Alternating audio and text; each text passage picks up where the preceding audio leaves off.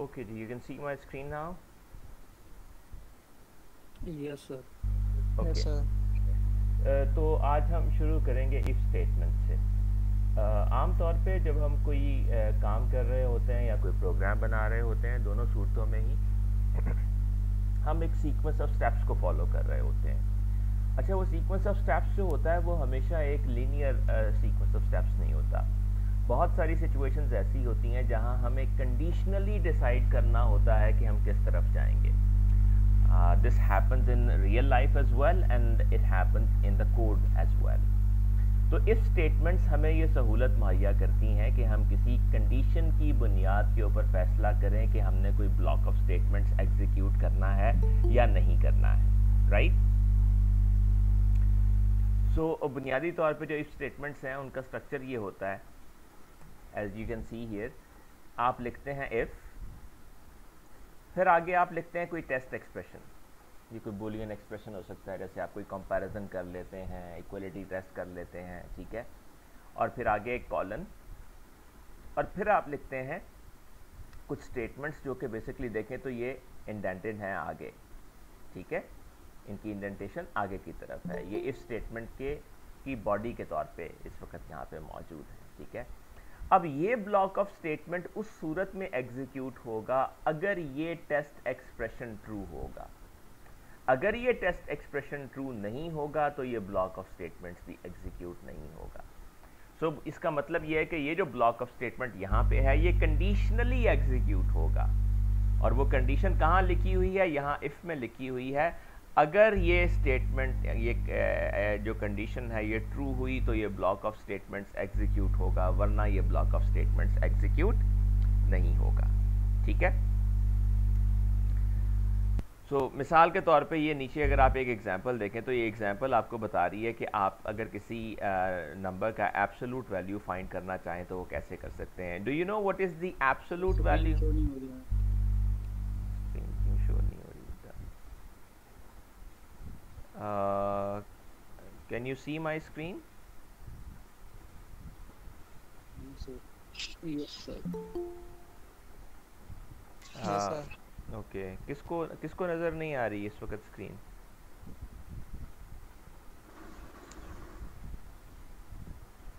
Sir मुझे नजर नहीं आ रही।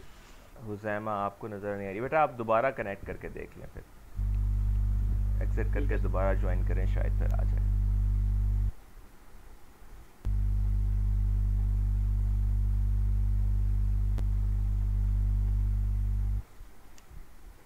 So, do you people know what is the absolute value of any number?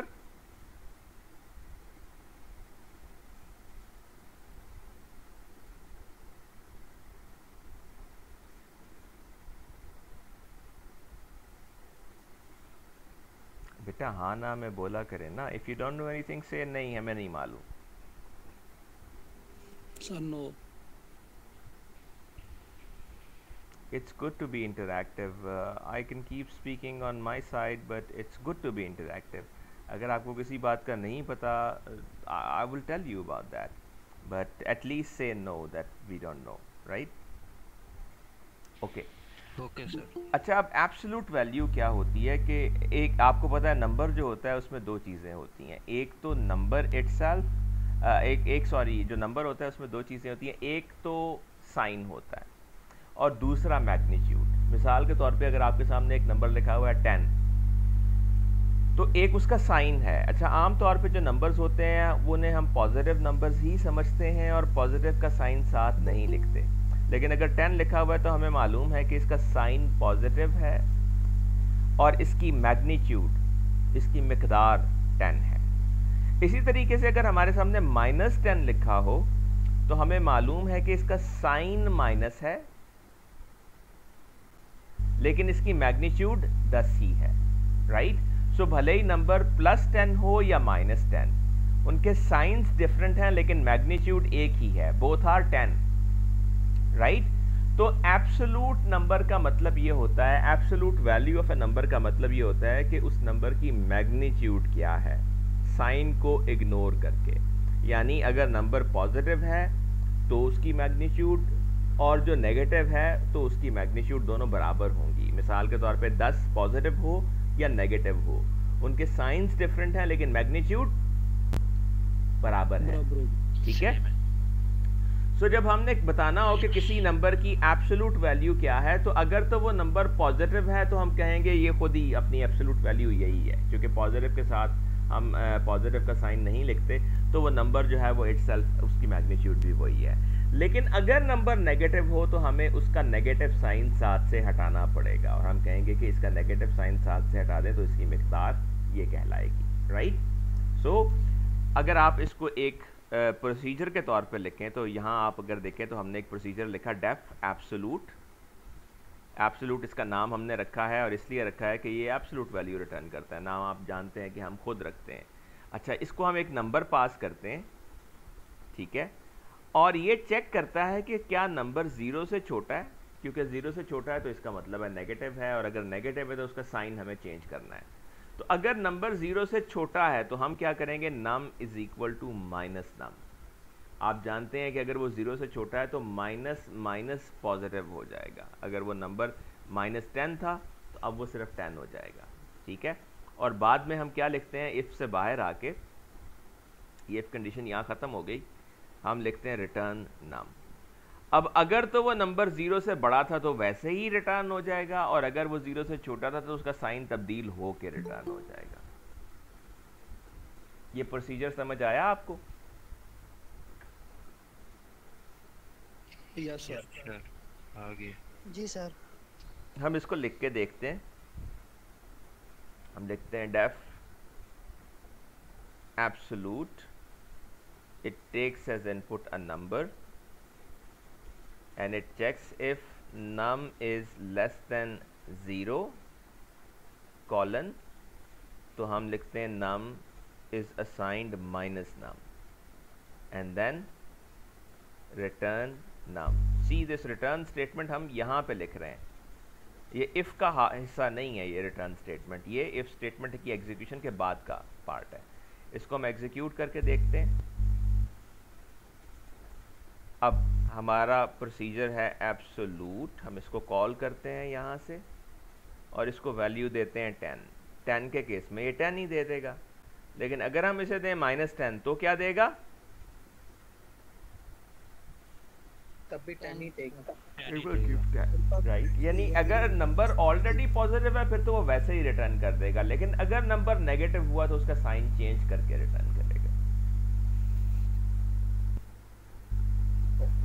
अगर आपको इस कोड में कोई डाउट है तो पूछ लीजिए।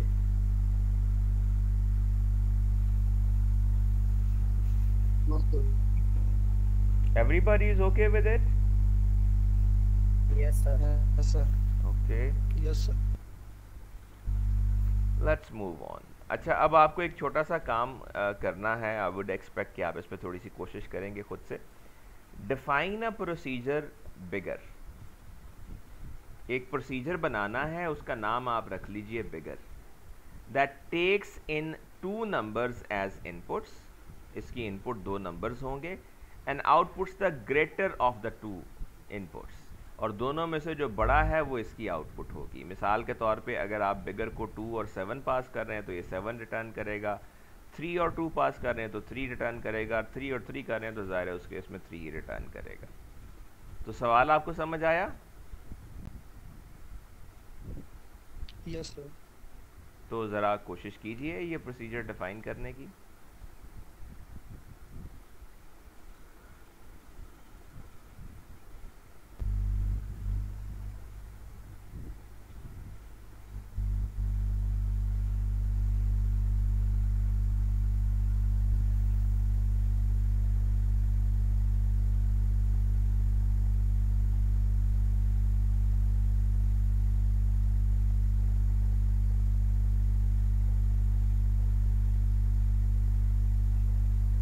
सर बिगर 2 7 और 7 आया पहला ऑप्शन। बेटे कोई भी 2 नंबर उनको अगर उस प्रोसीजर को हम दें तो जवाब बड़ा नंबर आना चाहिए। ये तो एग्जांपल्स है ना थोड़ी सी जो शो की हैं आप।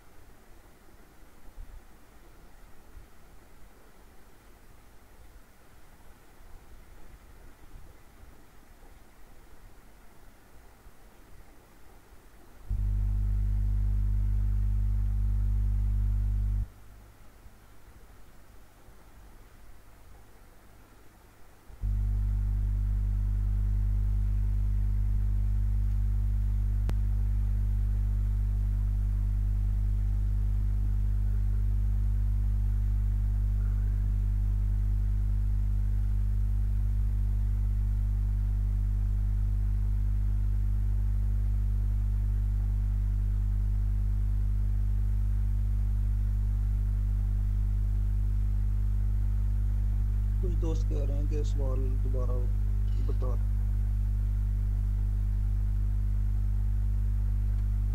बेटा आपको एक प्रोसीजर बनाना है, उसका नाम आप बिगर रख लीजिए। उसको इनपुट के तौर पे 2 नंबर्स आप देंगे और वो उन दोनों नंबर्स में से कंपैरिजन करके जो बड़ा नंबर है वो आपको रिटर्न करेगा कि जी ये वाला नंबर, जो 2 नंबर आपने दिए हैं उनमें से ये वाला नंबर बड़ा है।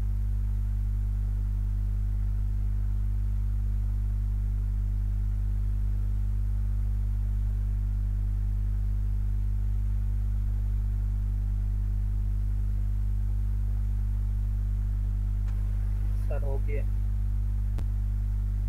ओके, अपनी स्क्रीन शेयर करके दिखाइए।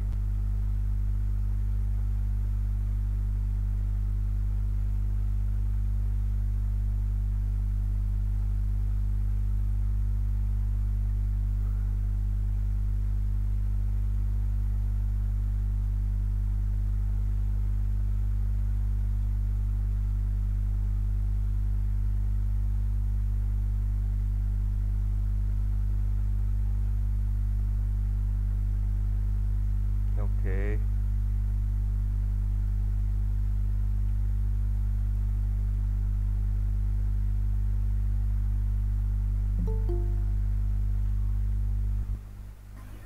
सर 25 आए थे। ओके, ठीक है, ठीक है, it's all A, right. Sir ये सर जी सर ये लास्ट लेक्चर में आपने एक लास्ट में ये समझाया था, तो वो मेरे से एग्जीक्यूट नहीं हो रहा था। जी 11। दिखाइए।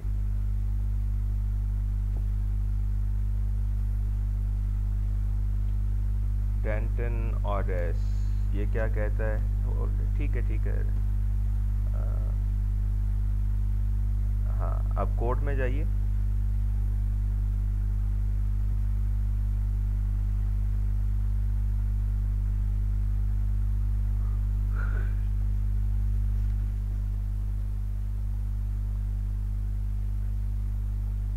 बेसिकली आपने ये जो नीचे स्ट्रिंग का नाम लिखा हुआ है ना, सेकंड अंडरस्कोर एस, तो सेकंड अंडरस्कोर एस के नाम की तो कोई स्ट्रिंग है ही नहीं। सही। इसका नाम ठीक करें।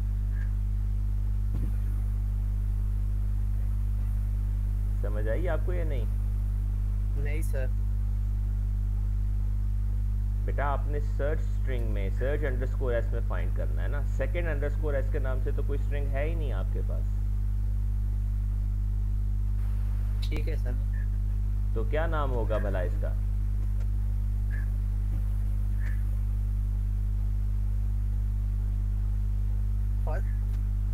सर्च।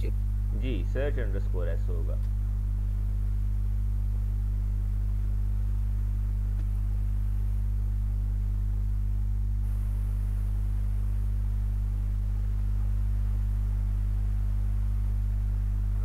ठीक है सर।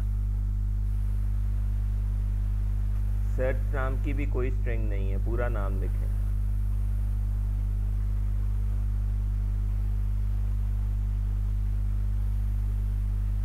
और सेकंड आप किस स्ट्रिंग में ढूंढ रहे हैं? सेकंड में कहाँ लिखी हुई है सेकंड? मेरा सर रिटर्न सेकंड। बेटे सेकंड को तो आप असाइन कर रहे हैं, सेकंड तो एक नंबर होगा। ढूंढना किसमें है?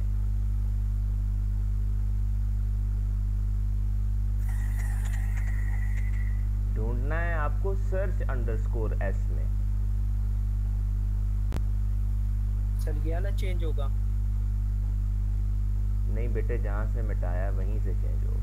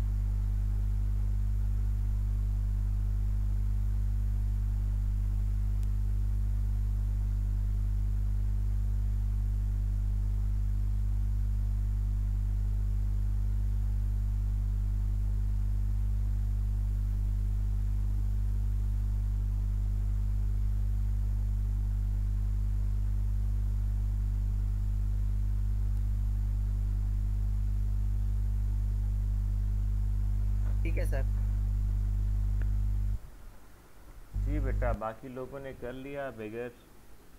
This is how I have done it. आप एक प्रोसीजर डिफाइन करते हैं बिगर, उसको दो नंबर्स पास करते हैं num1 num2, फिर आप चेक करते हैं कि क्या num1 num2 से बड़ा है।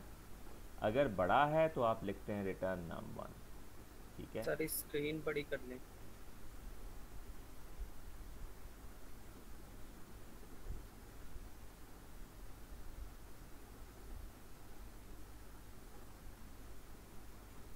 तो आप एक प्रोसीजर डिफाइन करते हैं बिगर के नाम से, उसको दो नंबर्स आप पास करते हैं से num1 और num2 के नाम से।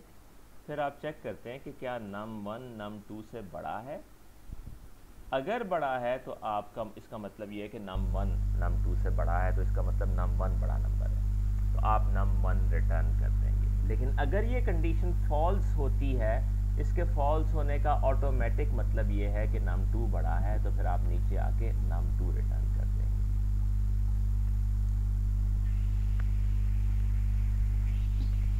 ठीक है, इसको हम एग्जीक्यूट करके देख लेते हैं। So we call bigger with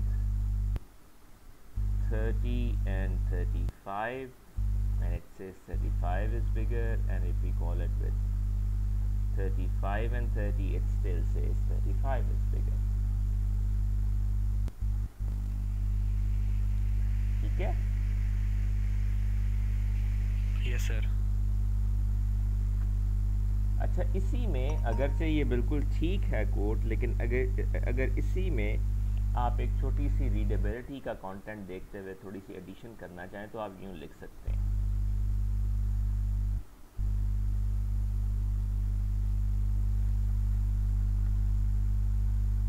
अगर num1 num2 से बड़ा है तो num1 रिटर्न कर दें, वरना num2 रिटर्न कर दें। Does it look okay to you? Yes sir. Apparently आप ये कह सकते हैं कि ये रीडेबिलिटी को थोड़ा बढ़ा देता है, क्योंकि आम तौर पे जब आप लिखते हैं अगर, तो फिर कोई वरना की सूरत जो है एक्सप्लिसिट हो तो बेहतर होता है। तो आपने लिखा अगर num1 num2 से बड़ा है तो num1 रिटर्न कर दें, वरना num2 रिटर्न कर दें। So apparently it is more readable, but it is exactly equivalent to this. अगर हम इसे एल्स के बगैर भी लिखें तो ऐसा ही होगा। उस सूरत में हमें रिटर्न को पीछे ले जाना पड़ेगा, राइट। इस केस में भी अगर ये इफ़ स्टेटमेंट फॉल्स हो जाती है तो फिर आप इफ़ की बॉडी के अंदर नहीं जाएंगे, यानी रिटर्न num1 एग्जीक्यूट नहीं करेंगे, तो आप num2 ही एग्जीक्यूट, रिटर्न num2 ही एग्जीक्यूट करेंगे। तो आप यहाँ एल्स अगर ना भी लिखें तो it will be all right, but writing else will obviously improve the readability and understandability of this code. किसी को कोई डाउट है तो पूछ लीजिए। सर रिपीट कर दें एक दफ़ा। हमें बेसिकली एक प्रोसीजर डिफाइन करना था बिगर के नाम से, जिसको हमने दो नंबर्स पास किए, num1 num2। अब हमें देखना है कि इनमें से बड़ा कौन सा है, तो हम चेक करते हैं कि क्या num1 num2 से बड़ा है। अगर ऐसा है तो हम कह देते हैं रिटर्न num1, क्योंकि num1 बड़ा है इसका मतलब है। और अगर ये कंडीशन फॉल्स हो जाती है तो फिर ये जो इफ़ के अंदर वाली लाइन है ये एग्जीक्यूट नहीं होगी, फिर ये वाली लाइन एग्जीक्यूट होगी। अगर num1 num2 से बड़ा नहीं है इसका मतलब है फिर num2 बड़ा है, तो आप रिटर्न num2 लिख देंगे। Okay sir. ठीक है सर।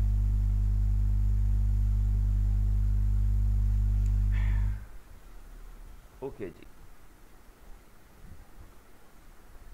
और जैसे मैंने कहा कि आप यहाँ पे एल्स का इजाफा कर सकते हैं, it will just decorate your code a bit, it will improve the readability of this, it doesn't really change anything in the outcome of this program as such. So basically जब आप else को include करते हैं तो it is like if, test condition और block of statements. अगर ये true हुआ तो फिर ये ब्लॉक एग्जीक्यूट होगा, लेकिन अगर ये फॉल्स हुआ तो फिर वरना में आ जाएंगे आप, और वरना के अंदर जो लिखा है वो एग्जीक्यूट होगा।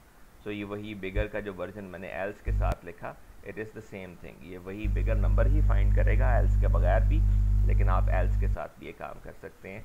इस सूरत में आप कहते हैं जी अगर बड़ा पहला नंबर दूसरे से बड़ा है तो पहला रिटर्न कर दें, वरना दूसरा रिटर्न कर दें, राइट।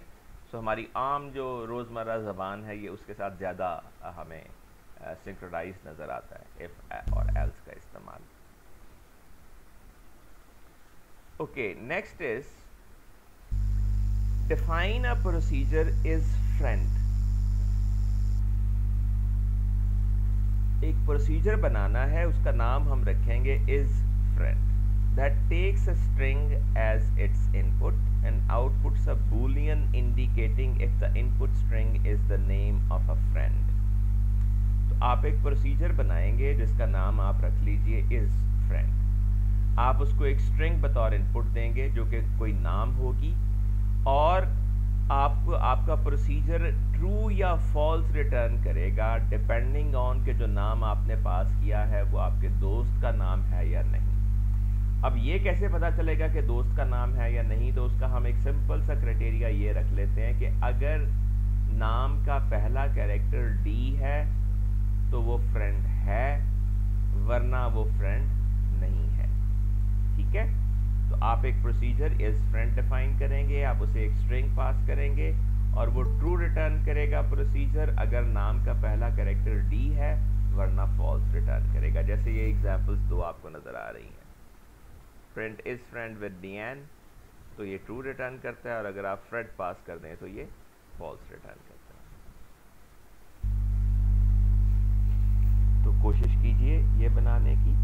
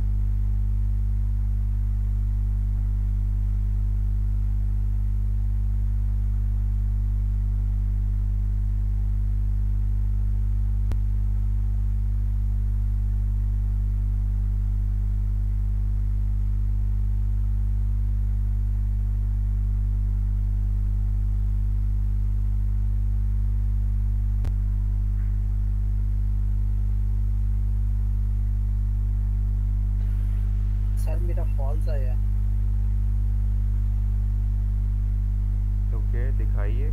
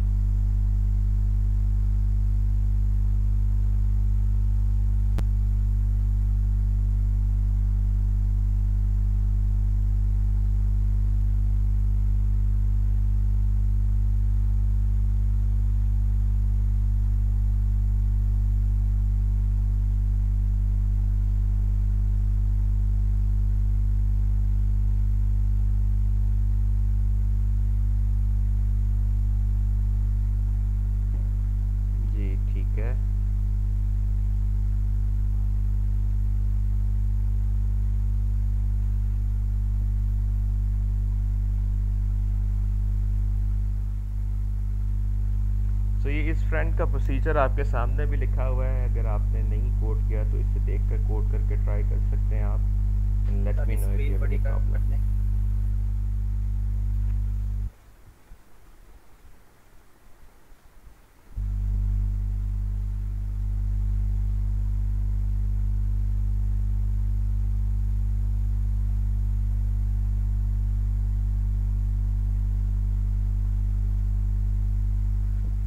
बेसिकली इस कोड में आप क्या कर रहे हैं, आप एक प्रोसीजर लिखते हैं, इस फ्रेंड उसका नाम रख लेते हैं, ठीक है, और उसको एक आर्गुमेंट पास करते हैं आप, which would be a string, तो आप उसका नाम नेम रख लेते हैं, ठीक है। फिर जो भी नेम आपने उसको वेरिएबल पास किया है, आप चेक करते हैं, चूँकि स्ट्रिंग है तो आप उसको इंडेक्स कर सकते हैं। आप चेक करते हैं कि क्या इसका पहला कैरेक्टर डी के बराबर है। अगर पहला कैरेक्टर डी है तो ट्रू रिटर्न कर दें, वरना फॉल्स रिटर्न कर दें। और अगेन यहाँ भी ये एल्स इस केस में ज़रूरी नहीं है, अगर आप एल्स नहीं भी लिखेंगे तो रिटर्न को यहाँ वापस इस जगह पे ले जाके आप रिटर्न फॉल्स कर सकते हैं। तो अगर डी नहीं होगा तो रिटर्न फॉल्स ऑटोमेटिकली फिर भी हो जाएगा। But as we said earlier that else improves the readability, तो हम इसको लिख लेते हैं यूँ, ठीक है। So this will work with any person name D and it will reflect that person as your, so for example I say is friend and I pass it a literal value, say Danish, it says true. And if I say that is Tabish my friend, it says false, ठीक है। मैं यूँ भी कर सकता हूँ कि मैं एक string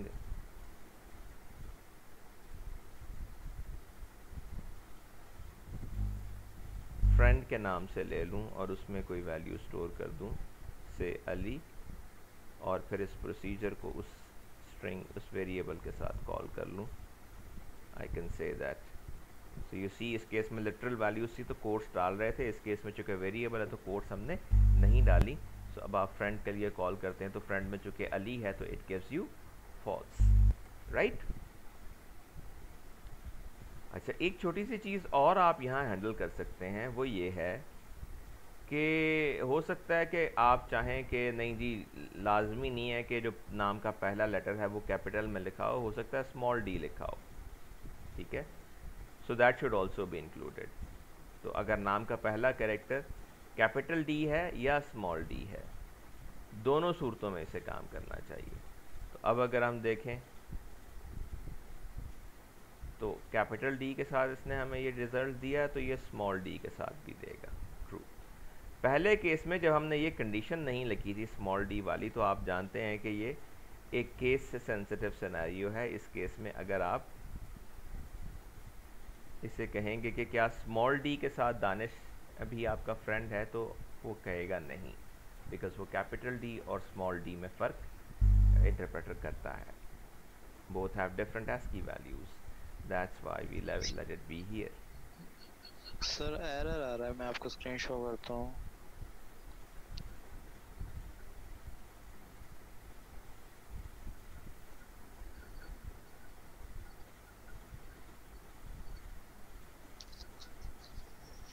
जी सर, कोड हो गया और ये प्रोग्राम रन हो गया। इसके बाद सिंटैक्स एरर आ रहा है। दोबारा कोड दिखाइए। ये कोड है सर। बेटे वो एल्स जो है ना वो इफ़ की लाइन में आएगा। इफ़ की लाइन में आएगा, यानी जो इफ़ के बराबर शुरू होगा, जहाँ से इफ़ शुरू हो रहा है वहीं से एल्स शुरू होगा। उसको लेफ़्ट साइड पे आप पीछे लेके जाएंगे।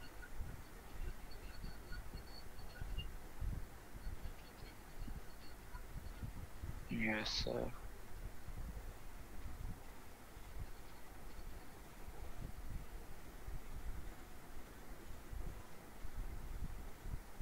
ओके सर, हो गया। ओके, नेक्स्ट इज़ कि हम ये चाहते हैं कि हम थोड़ा सा अपने दोस्तों का हल्का बढ़ाएं, और अब हम ये कहना चाहते हैं कि जो नाम डी से शुरू होते हैं और जो नाम एन से शुरू होते हैं वो दोनों ही हमारे दोस्त हैं, ठीक है। तो इस चीज़ को मज़ीद हैंडल करने के लिए आप क्या करेंगे, यहाँ पे इसी प्रोसीजर को थोड़ा सा मॉडिफाई कीजिए और इसमें हम अब ये चाहते हैं कि हम ये कहें कि जो नाम n से शुरू होते हैं वो भी हमारे फ्रेंड्स हैं। तो इसी प्रोसीजर को थोड़ा सा मॉडिफाई कीजिए, इसमें और लगाकर आपको कंडीशन को थोड़ा सा लंबा करना है, it will work.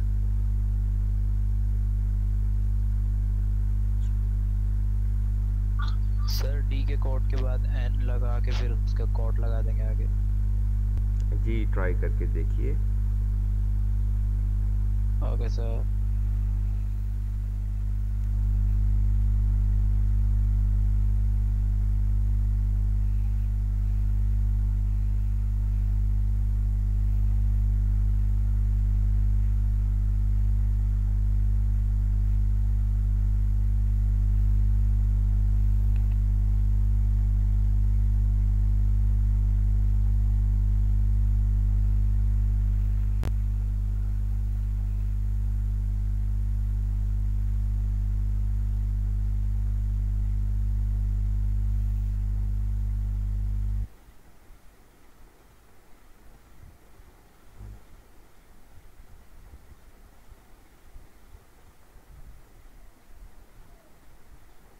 Yes sir, हो गया एन लगाने से।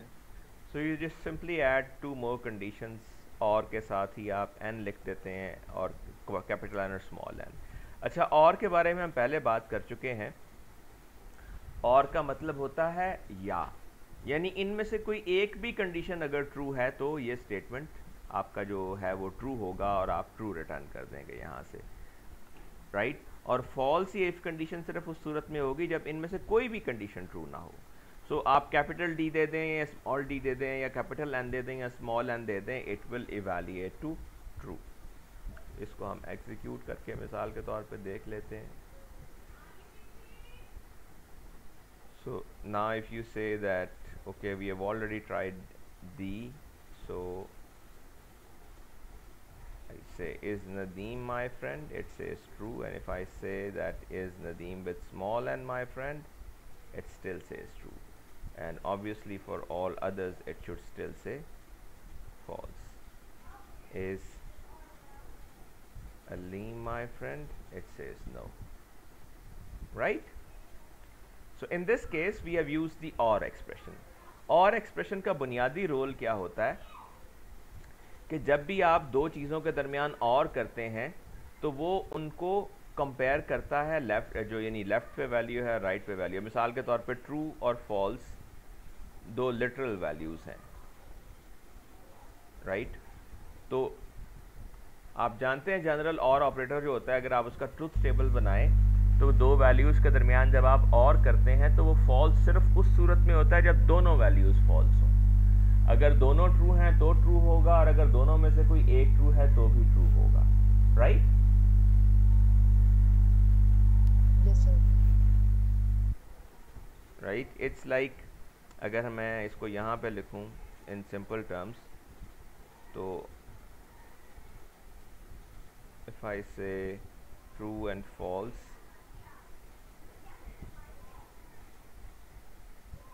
true and true, false and false, and false and true, right। so true और false जो होगा इनके दरमियान अगर हम और लिखें यहाँ पे और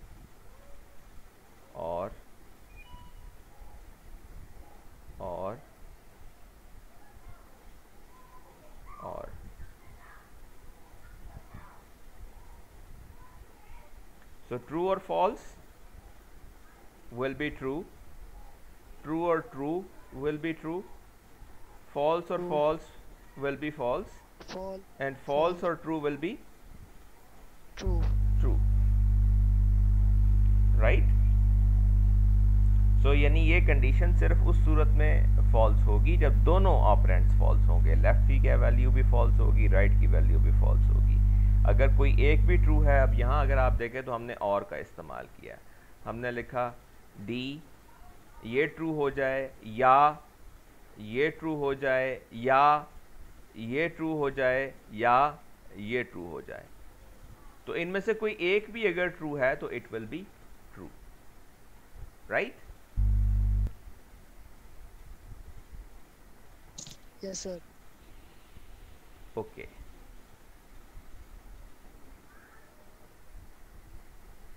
okay next is that we need to find the biggest of three numbers. हमने अभी एक प्रोसीजर लिखा था बिगर, जिसमें हम दो नंबर्स इनपुट के तौर पे दे रहे थे और उसमें से बिगर हम फाइंड करके रिटर्न कर देते थे। अब आपको करना यह है कि आप एक प्रोसीजर डिफाइन करेंगे बिगेस्ट, उसको आप दो नहीं बल्कि तीन नंबर देंगे और वो तीनों में से जो सबसे बड़ा है वो रिटर्न करेगा। राइट, लाइक दिस 6 to 3 है तो 6, 6 to 7 है तो 7, 6, 9, 3 है तो 9। तो ट्राई डिफाइनिंग वन, हमारे पास ये प्रोसीजर तो ऑलरेडी है बिगर, तो इसको मॉडिफाई करके आप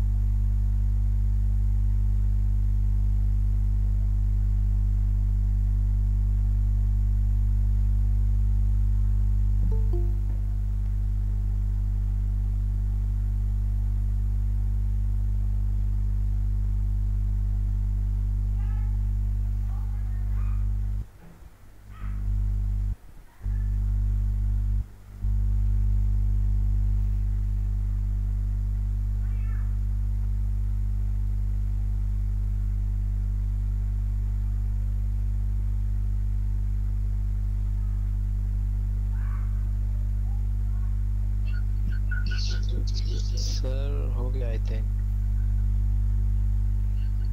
okay, do you get the code that I have written here?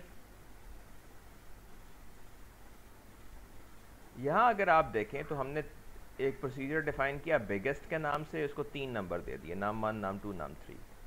हमने कहा कि अगर नाम 1 नाम 2 से बड़ा है लेकिन अब मामला दो नंबरों तक महदूद नहीं है, 3 पे चला गया, तो हम फिर चेक करते हैं कि अगर नाम 1 नाम 2 से बड़ा है तो फिर देखते हैं हम कि क्या नाम 1 नाम 3 से भी बड़ा है। अगर नाम 1 नाम 2 से भी बड़ा है और नाम 3 से भी बड़ा है तो फिर तो इसका मतलब है कि नाम 1 ही सबसे बड़ा है, वही रिटर्न कर दें, वरना नाम 3 सबसे बड़ा है वो रिटर्न कर दें। अब इस केस में अगर आप देखें कि ये बात तय है कि नाम 1 नाम 2 से बड़ा है, तो उस सूरत में अगर नाम 1 नाम 3 से भी बड़ा है तो नाम 1 सबसे बड़ा है, वरना फिर नाम 3 सबसे बड़ा है, बिकॉज अगर नाम 1 नाम 3 से बड़ा नहीं है तो फिर नाम 3 बड़ा है। वरना अगर नाम 1 नाम 2 से बड़ा नहीं है तो अब मामला आ गया नाम 2 और नाम 3 के दरमियान। ठीक है, नाम 1 का फैसला तो हमने यहाँ कर लिया, अगर नाम 1 सबसे बड़ा है तो उसका फैसला यहाँ पे हो जाएगा। अब जब num1 का फैसला हो गया तो अब हमें फैसला करना है num2 और num3 के दरमियान। तो ये कोड तकरीबन वही लिखा जो आपने यहाँ लिखा हुआ था। एल्स इफ़ को हम शॉर्ट करके एलिफ लिख लेते हैं, ठीक है। यानी इसको अगर मैं यूँ लिख दूँ तो it will be the same else if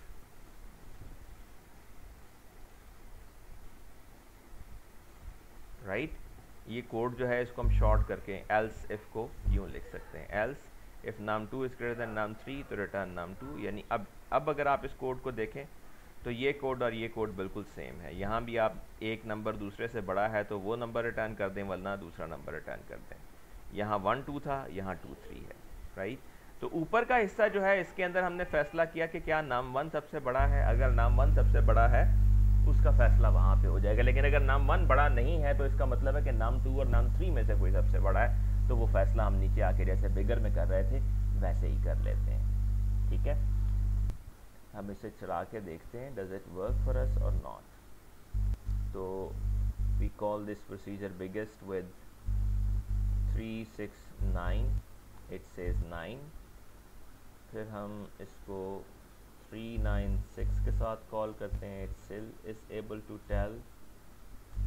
और अगर हम 9 शुरू में दे दें तो भी ये हमें बिगेस्ट रिटर्न कर देता है। लेकिन इसमें एक प्रॉब्लम ये है कि लॉजिक थोड़ी सी हमें कॉम्प्लेक्स लगती है। क्या हम इसको थोड़ा सा सादा बना सकते हैं?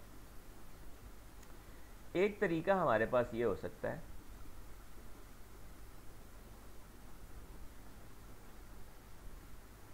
हम ये सारा काम एक ही लाइन में कर सकते हैं। हम कहते हैं रिटर्न बिगर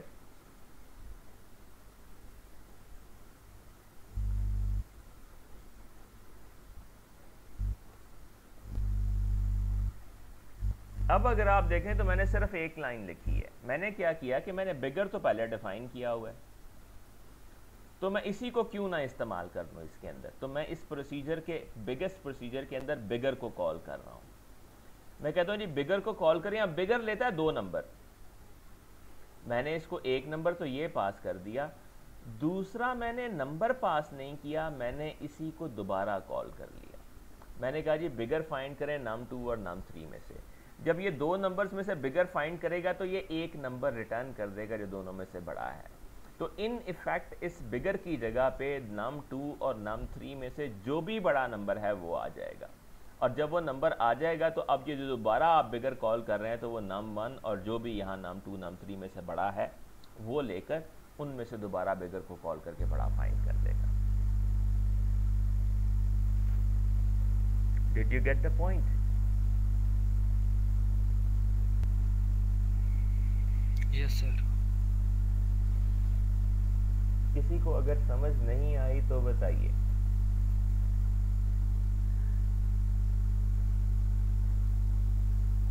सर एक दफ़ा और बता दें please.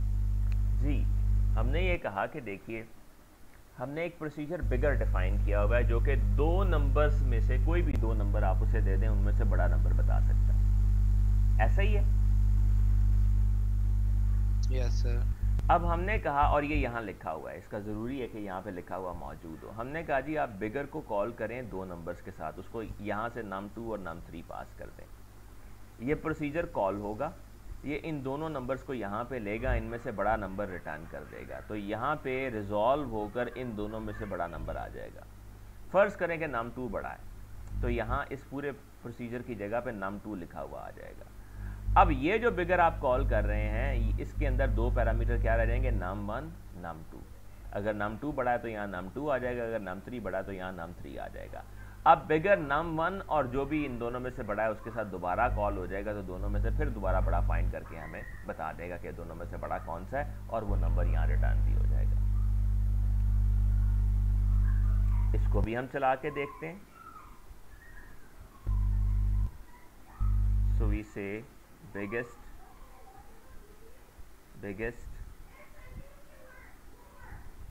so it works for this as well। तो ये एक लाइन में लिखा हुआ कोड, लेकिन ये एक लाइन में जो लिखा हुआ कोड है ये अल्टीमेटली एक और प्रोसीजर पर डिपेंड कर रहा है जो कि ये हमने डिफाइन किया हुआ है बिगर। तो दोनों तरीके से, इसके अलावा और भी तरीके हो सकते हैं। जब आप कोई प्रॉब्लम सॉल्व करते हैं तो आपके जो सॉल्व करने का अंदाज होता है वो एक दूसरे से मुख्तलिफ होता है. You can device many different solutions for the same problem.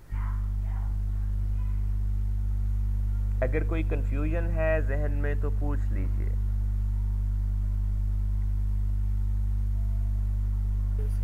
Okay okay sir. अब एक छोटी सी एग्जांपल आपको, मिसाल के तौर पे आपने इसे 369 दिया, ठीक है. तो जस्ट फॉर एग्जांपल नम 1 में 3 आया, नम 2 में 6 आया और नम 3 में 9 आया. अब यहाँ ये जो लाइन है आपने इसको कॉल कर लिया नम 2 और नम 3 के साथ. पहले यहाँ आपने इसको दिया, सॉरी बैक लाइन, नम 2 में आया 6 और नम 2 में आया 9. जब ये कॉल हुआ तो यहाँ पे 6 और 9 इस तरीके से आ जाएगा. अब 6 और 9 में से बड़ा कौन सा है? 9. नम 1 इज ग्रेटर देन नम 2, ये फॉल्स हो जाएगा. एल्स वाले पार्ट में आएगा, नम 2 रिटर्न कर देगा, यानी कि 9 रिटर्न कर देगा. तो ये जो पूरी कॉल है बिगर की, इसके अगेंस्ट जो वैल्यू रिटर्न होगी वो होगी 9. अब नम 1 जिसमें 3 है और नम 2 और जो सेकंड है उसमें 9, यानी अब दोबारा जब ये कॉल होगा तो यहाँ जो वैल्यूज़ आएंगी वो 3 और 9 आएंगी. 3 और 9 में से अगेन नम 2 बड़ा होगा तो ये नम 2 रिटर्न करेगा यहाँ से. तो यहाँ पे जो आखिरी केस में वैल्यू रिटर्न होगी दैट विल बी 9. तो ये प्रोसीजर 9 रिटर्न कर देगा. ठीक हो गया जी. Yes sir. Just to demonstrate how values work.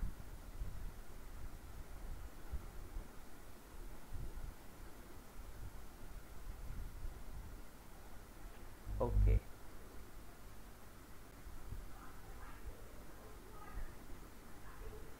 मेरा ख्याल है आज हम इसको यहाँ पे ख़त्म करते हैं. एक छोटा सा काम आप जो है वो करेंगे, दैट इज़ आप एक प्रोसीजर डिफ़ाइन करेंगे. मैं यहाँ लिख रहा हूँ उसे आपके लिए.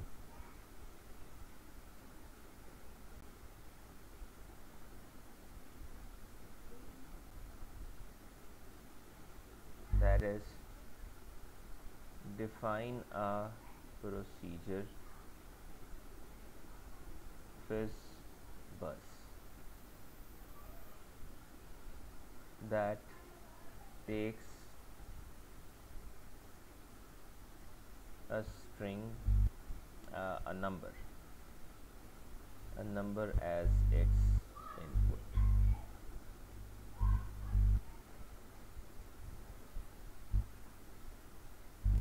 It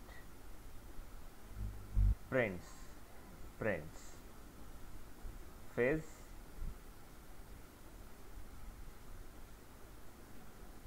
if number is divisible by 3. It prints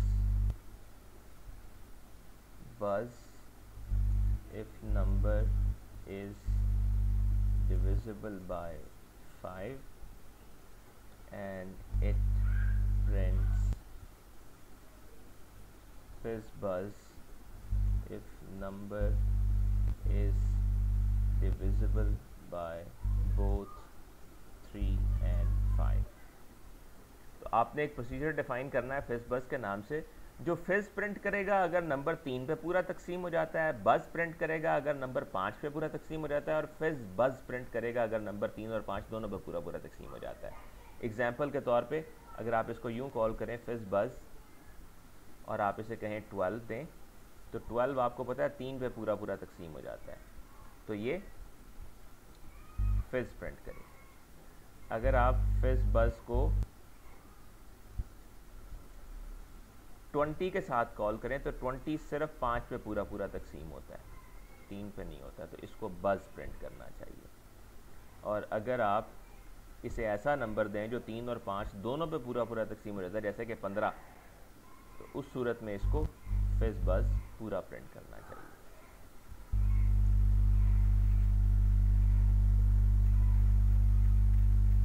ठीक है जी।